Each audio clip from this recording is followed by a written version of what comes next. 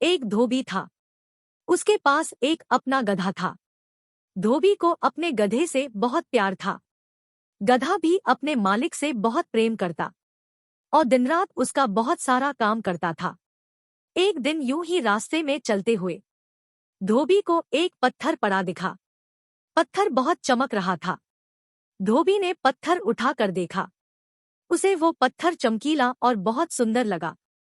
उसने पत्थर को एक मजबूत धागे में बांधकर गधे के गले में लटका दिया। अब धोबी खुश, गधा भी खुश। दोनों मस्त भाव में चले जा रहे थे। तभी अचानक एक आदमी की निगाह गधे के गले में लटके उस पत्थर पर पड़ी।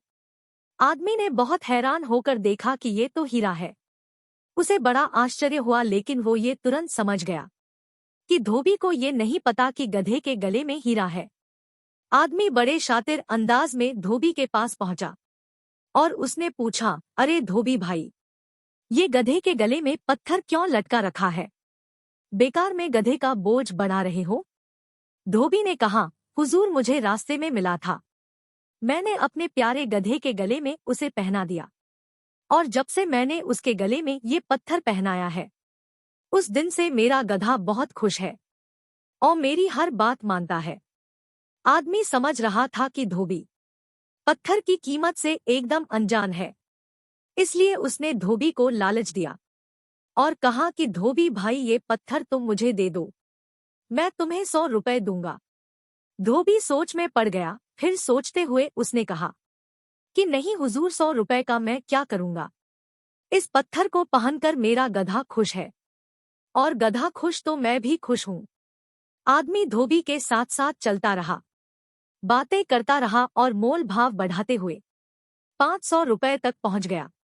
लेकिन धोबी नहीं माना। आदमी भी पक्का शातिर था, लगा रहा पीछे। आदमी ने अपनी बातचीत में धोबी से एक बार भी जाहिर नहीं होने दिया कि वह पत्थर हीरा है। धोबी के साथ पीछे पीछे जाते हुए वो आदमी बीच में एक जगह रुक गया और दूर से ही देखने लगा कि आखिर ये धोबी जा कहाँ रहा है। कुछ देर रुककर वो फिर धोबी के पीछे लपका। लेकिन ये क्या, वहां पहुंचकर उसने देखा कि गधे के गले से पत्थर गायब है। आदमी धोबी पर खूब जोर से चिल्लाया, अरे बेवकूफ, तेरे गधे के गले से पत्थर कहाँ गया?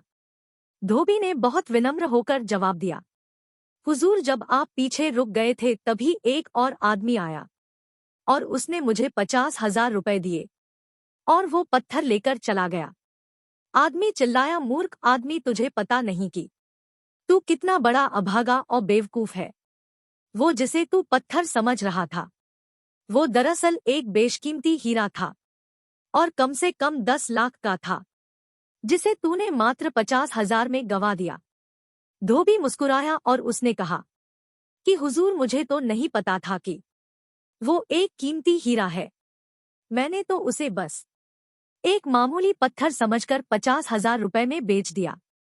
लेकिन आपको तो अच्छी तरह ये पता था कि वो 10 लाख का हीरा है, फिर आप ये 100 रुपए और 500 रुपए का मोल भाव पिछले 7 घंटों से क्यों कर रहे थे?